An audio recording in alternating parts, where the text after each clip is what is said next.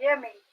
Yes, hello and welcome to the live Q&A of the Design Pattern Create Summit Day 1. If you're here, definitely drop a hello and tell us where you're watching from. And also make sure I am using StreamYard to actually go live.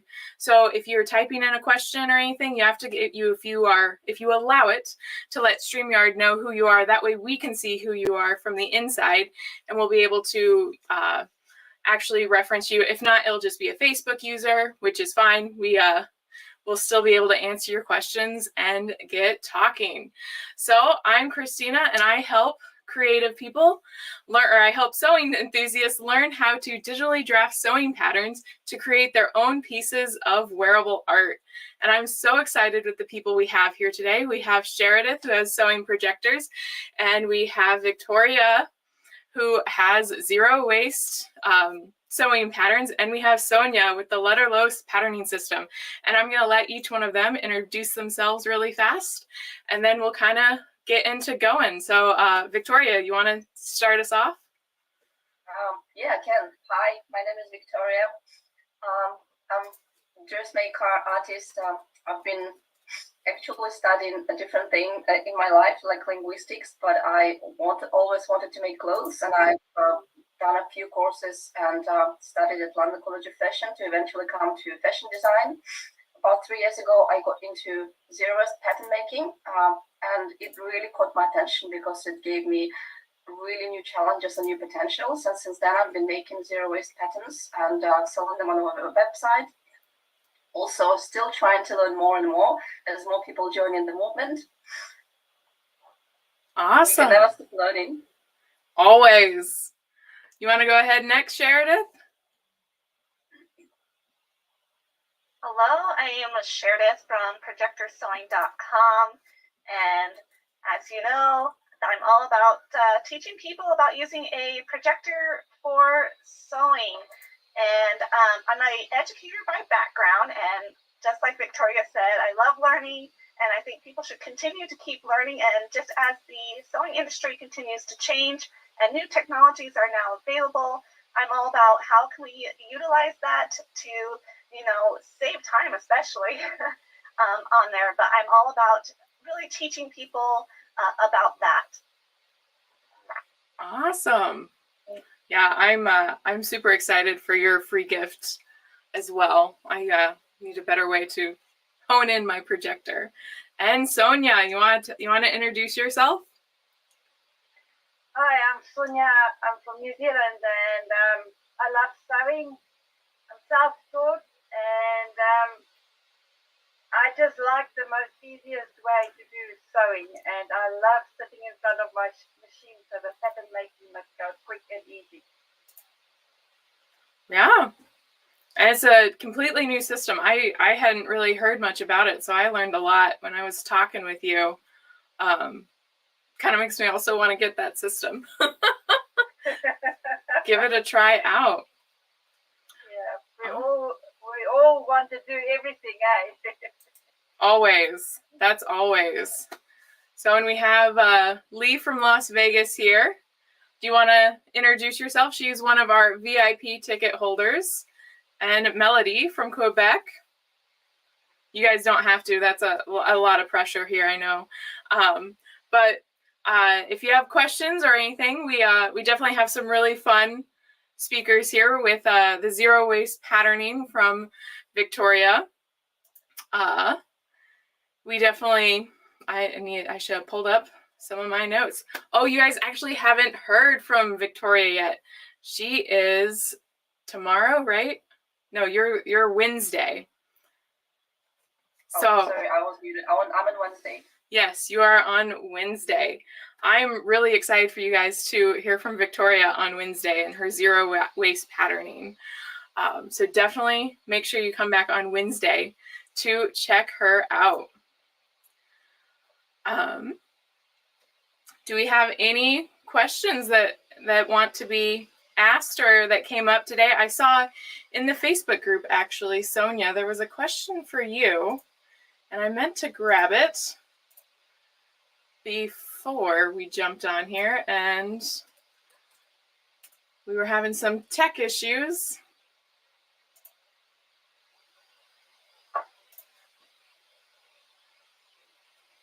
Oh yeah, can you hear me?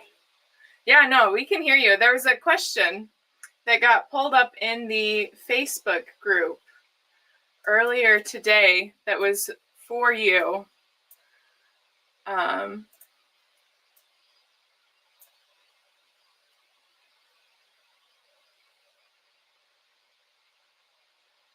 Let's see here. Is the PDF to be printed on A4 paper instead of letter size? For the Yep, A4 paper. A4 paper. So yes, it's definitely going to be on that A4 paper. We'll have to write that down. Let's see if we have any other questions.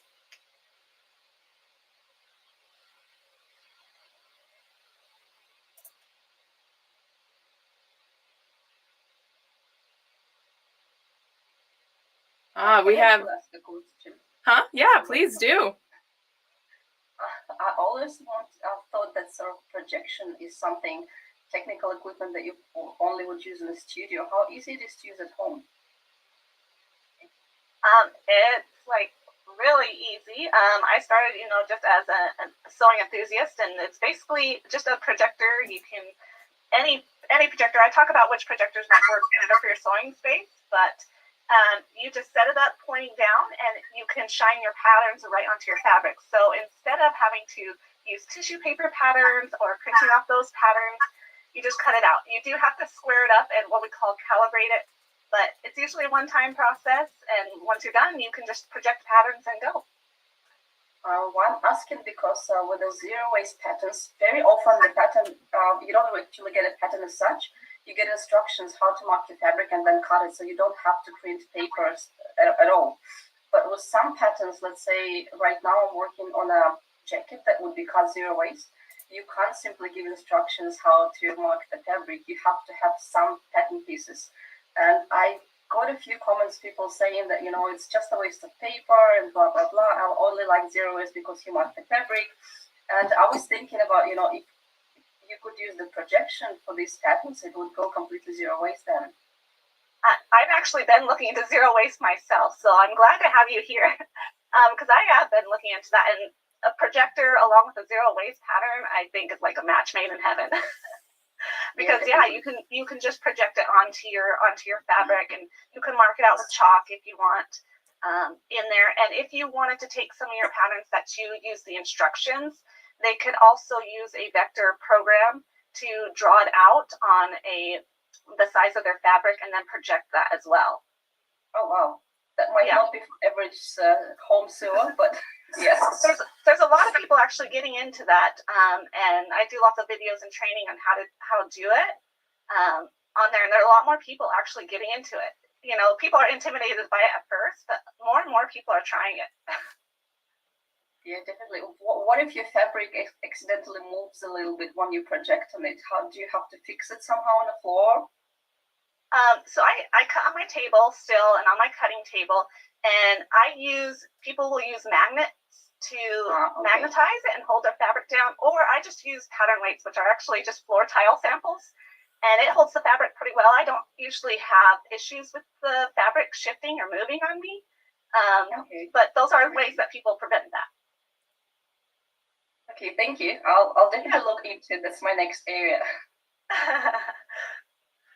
And I'm going to look into zero waste patterns for sure. It's definitely a fun way to interconnect. Okay, I know. So Stephanie had a question, but I don't think it's come in yet. We've had a few other people say hello. But yeah, so we can just sit around and chat a little bit while we're waiting for a few more questions to come on in. But has anyone else, if you're open to getting off mic or getting on camera or getting off mute, have anyone been interested in learning projector sewing or the Ludlow pattern here in the VIP section?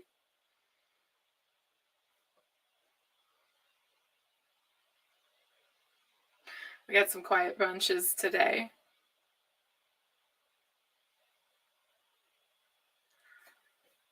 But that's okay.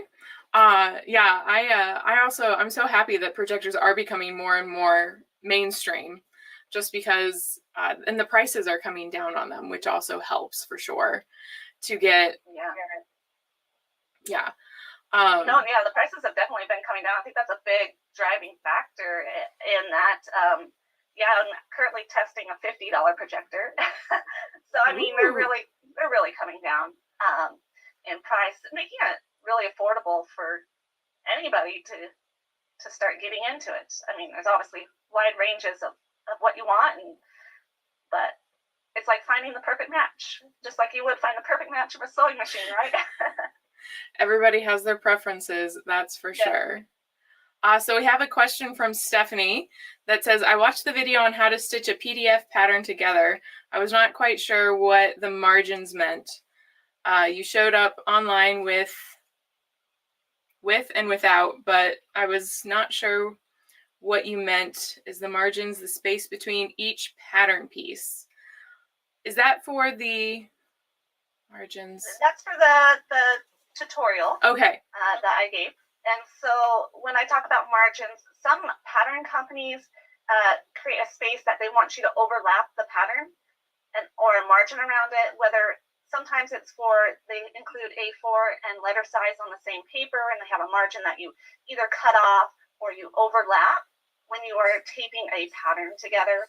And so that's the margins that I'm referring to. Some patterns, they are called trimless or no margins, and you don't have to overlap or trim the paper pieces before putting them together. And so that's what I mean by the margins. If they need any more clarification, I'm happy to talk more about that. Oh, hey, I'm glad you put that together, because I was reading it, I was like, ooh. Sometimes your brain's not always. I got you. She said, okay, thanks so much. Awesome. No problem. What'd you say? I said, no problem. Always happy to answer this question. Get those questions. So I guess, is anyone thinking to maybe actually download the Ludlow pattern system, because they got those really fun. We're printing them off in the A4 format. That was one of those questions. But I'm definitely excited to download the patterns and test out the shorts, actually. When was the last time you made shorts for yourself, Sonia? I should actually make some now. I put on some weight, so I need bigger ones. Yeah, but the shorts is quite a nice pattern to use. With the trouser patterns, we've got two crotches. We've got a long crotch and a normal crotch that I would mention. And the long crotch is usually the fuller figure patterns. And the fuller figure patterns is marked with a little dressmaker's model in our patterns. And it's also marked on the information page where all the symbols are. But it gives you two crotch lengths, which works out very good for everybody. Yeah, because I was actually wondering about that for the girth or the crotch lengths. That that is always, I feel like, what gives everybody so many issues with pants is trying to figure out what their girth is and what the crotch length, and what if it's too short, it has some problems, and if it's too long, well, it also has other problems. Yeah. Yeah. So I find with the trousers, it fits very well. The only thing that I change on trousers is the waist, because if you get older like me, the waist goes usually out. Some people are lucky they go in, but mine goes out and out. So I have to add a little bit on the waist, but the crotch length is usually very good. Yeah. And if the one doesn't fit, the other one will definitely fit. Okay, yeah. No, and that's good. Stephanie, actually, she loves the idea of the Ludlow pattern system. It's a whole new concept for her, and so much new things to learn. She's interested that you said you need a full if you need a full bust adjustment, you just go find another pattern. Would that be another pattern within the Ludlow system, or? Yes, definitely, because you've got so many patterns, but it all depends on the designer, on who he has designed it for. So they say every pattern will fit everybody, but if you go into a clothes store and you put on all 30 dresses that there is some dresses that won't suit your body shape. And that's what I find in, so if I'm just talking about a crossover dress, going crossover over the bust, you get different ones in the system, and some will fit the smaller busted people better, and some will fit the bigger busted people better. So you still get the same style, but just a different pattern. And it's all in the numbers, I think. I don't know how they do it, but I find that if I have to start doing fiddling with the patterns, I know, the style is not for me, but I'll get a similar look, but I just use a different pattern. And because I know the patterns, I can guide you on where to go and what to look for if I know your body shape. And do all the patterns come in that the package system that you okay? So Yeah. you could have both those ones and realize, oh, I need this one and not this one, but you would already Right. have bought the entire package, Yeah. right? Yeah. So you'll have in your package there's 280 patterns. So there's a lot. It really tries to cover everybody and everybody's style and liking and what they want to do. So in each pattern there's winter, summer, all the seasons, and there's all the different styles, newer styles, older styles, classic styles. So they really try and cater for everybody in the package that they give you. Yeah. And we also have to work in centimeters, right? Everything's in centimeters. Yeah, you don't have to work in centimeters. You just need the centimeter tape to do the patterns. So, and that comes with the package. So with the package, you already get your sizing scale with the tape. So you use that tape. You have to measure yourself in centimeters, which sounds different. And I always say it's just a number. Don't worry about it. Just remember what your number is, and then you just read the numbers. So if you want to do your seam allowances, you can do 1/4 inch, 1/2 inch, or whatever inches you work with. It doesn't matter, but doing the actual pattern, your tape is in centimeters, and if you measure yourself, you have to measure in centimeters, not in inches. Yeah. Because the sizing scale is in centimeters, not in inches. And I'm sure that will throw some people off pretty quickly. I know that would throw me off. Yeah. Depends where you are in the world. Yes, it is. I mean, Yeah. we're the crazy Americans, I guess, that do it in inches instead of in the more common metric. But when I did classes in America, when they have the tape in their hand, it's really just a number, so they don't think about it. yeah.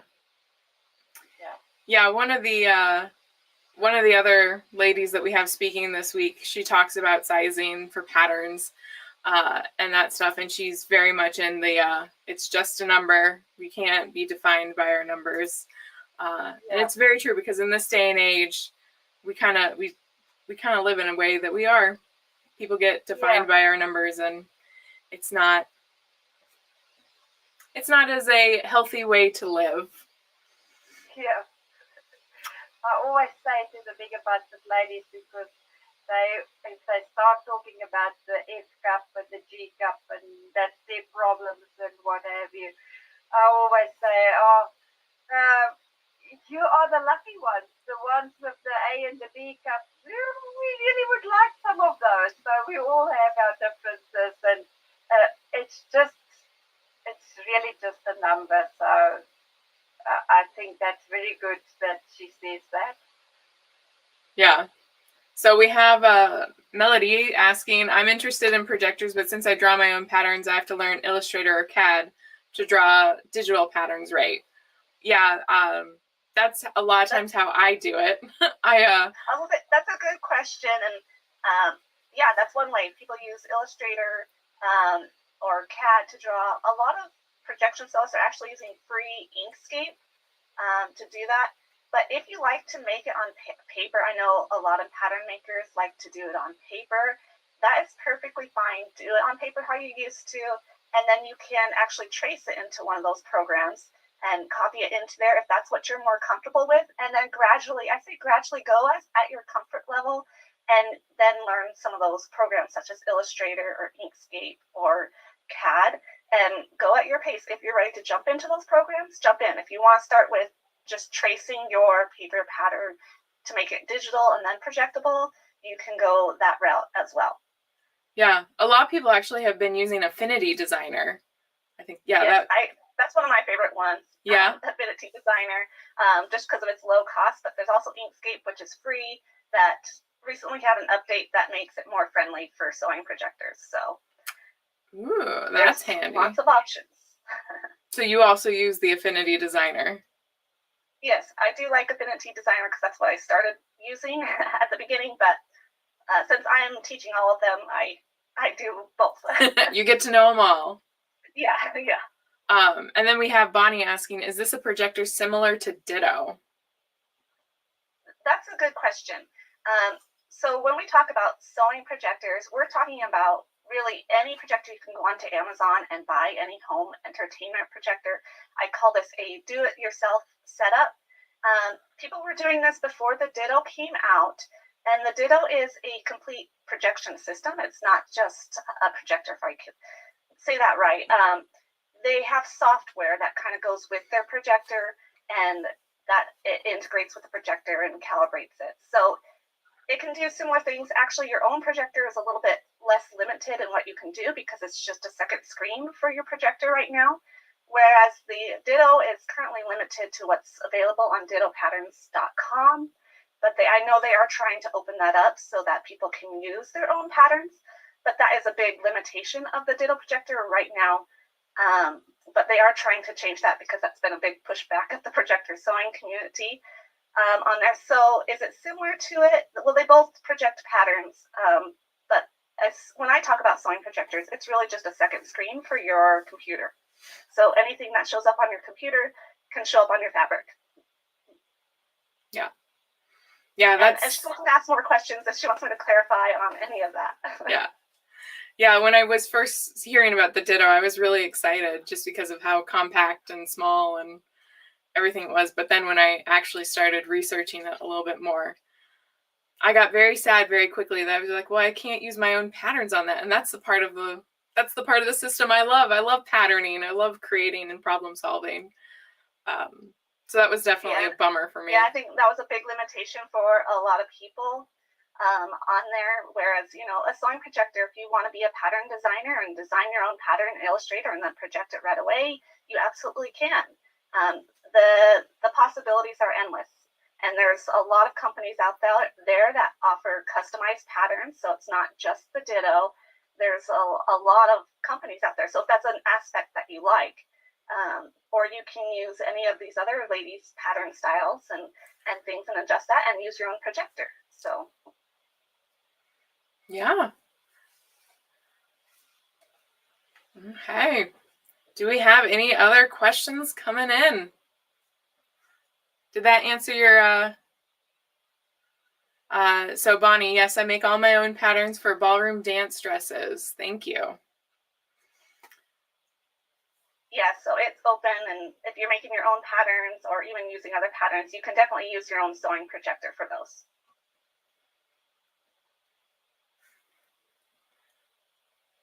Which, that's awesome, Bonnie. I love that you make ballroom dance. I actually did ballroom dance in college, so I love that.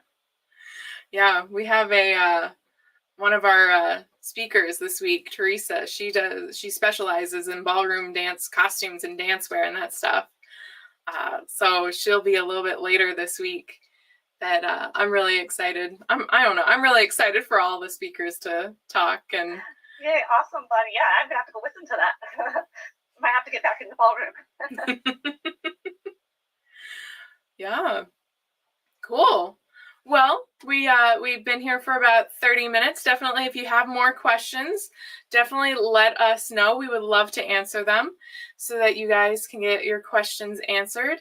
And make sure you come back for Wednesday when you actually get to hear a little bit more from Victoria and her zero waste patterning. That it's such a fun concept that I feel is very puzzle-esque to get it working in a way. So if there are no more questions right now, we're going to sign off. But if you have more questions, make sure to drop them in the Facebook group or on the YouTube page. We'll definitely be checking them and trying to get those answered as they come in. Oh, we got another one. Question about wearable art. How do you sew LED lights into outfits? Is there a special technique? So there is different ways to do that. I know our wearable tech girl isn't here today right now, but I do wearable tech as well. And there are a few different ways you can actually go about sewing LEDs into costumes. You can start at the super basic level where you can get like sewable single LEDs basically that have a large hole that opening. Then you can actually get conductive thread. And you can then sew from the positive to the positive, from the positive of the little LED to the positive of the battery pack or the board that you're working with. And then you would sew from the negative to the negative, and then you can actually program it. So that's kind of like the very first, very basic level of it. And that is super quick, super easy. You can't do huge amounts of stuff, and you can't do tons and tons of power because you will have a drop of electricity through the conductive thread. But then you can also even just take a strand of fairy lights and sew them in. And depending on what the fairy lights are, you can either then like solder them to a board and actually program them. Like this little dress I have behind me is actually a light up dress. She doesn't have any batteries in her right now, so I can't light her up. So I probably shouldn't have mentioned it, but I do have little fairy lights in there that are all connected to a board that will have it flash at different rates. And since I have 5 different strands on there to 5 different parts of a board, you can actually kind of make it flicker at different rates. And the type of LEDs that I love to work with that are just my go-to LED is called a NeoPixel. And it's because they're individually programmable LEDs that can go to any color in the rainbow. So you can actually plug them in, and it's much faster of a plug and play fun system to actually kind of get it going. And I know that I'm trying to remember the LEDs that Chelsea, I think it was also a type of NeoPixel. It was a NeoPixel fairy light, I think, that she used often. But she also has a lot of really cool stuff. If you guys haven't watched her video and gotten her free gift, because she also talks about the tools and everything in her free gift of what all the things you kind of need and some really great LEDs. She has some plug and play stuff even that you can just have a really flexible, thin matrix board and get some really cool projects out of it. So definitely check out her video if you haven't yet to see if you can light up your own costume, because it's really fun and kind of addictive, although it's very expensive. My husband and I kind of have an ongoing joke that I'm not allowed in the store that sells it by myself because I'll come out with having purchased more boards and LEDs, and I have too many of them as it is. Did that kind of answer your questions, Stephanie? Or how do you wash a dress that's stitched with a conductive thread? Can you wash it at all? Yeah, so there's ways that you can wash it, but a lot of times what happens is you actually make the entire part of the wearable technology removable. So you have it in there some way that you can then remove it and wash the garment by itself. There are some boards that technically say that they are washable. I don't trust it. I've never wanted to test that because it's like, it is literally like a mini computer that you are washing. And, you know, it's like you don't want your phone anywhere near water. So it's like, why would you put an open circuit board? I think all of my, I have some right up there. I could grab them. But it's basically like an open circuit board. It's not even closed off sometimes. That so I always make it so it's removable to get it washed, or that I plan it so that I don't ever plan to wash the garment. Like I have a crinoline, light up crinoline dress that I have, and the bodice, it's like, well, it's never actually truly going to touch my skin. So I'm not ever going to wash that garment, but I will like do a little vodka spray on it and a little bit of like spot cleaning where it needs to be. Thank you. Quite interesting. Yeah, it's fun. Yes, Stephanie, I think you should try some light up costumes. They are very addictive, and I would highly, highly recommend it. She also, I think she gave you some really great resources, but Spark Fun, Adafruit, and oh, I should know the third one. No, yeah, Spark Fun and Adafruit. Those are the two big ones, because LilyPad comes off of them. But yeah, Spark Fun and Adafruit are the two big companies that have all the different boards that you would want and everything. And you can often find the boards on Amazon as well. And it just depends on price, on sometimes where you can get them cheaper. I'm always kind of scouring. Don't tell my husband. Awesome. I'm glad you enjoyed the videos today, Michelle. So if there aren't any more questions coming in, I think we're going to log off. Thank you so much for joining us. And definitely keep those questions coming in so we can get them answered and get you making your own pieces of wearable art. We will see you all tomorrow at noon. It's a different time because we have speakers from all over the world. So we're going live at noon tomorrow instead of 6 p.m. So definitely join us, and we will see you all there. Take care.